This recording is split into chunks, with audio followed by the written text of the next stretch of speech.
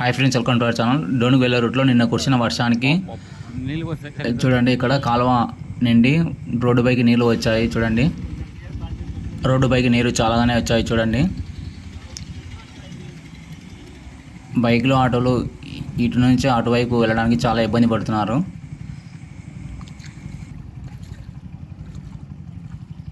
రావాలి అందులో మధ్య ఇట్లా ఈ వారం పోవాలి ఇట్లా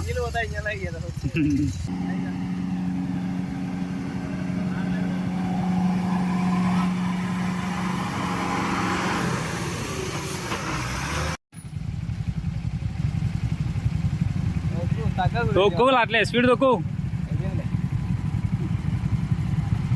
తొక్కు.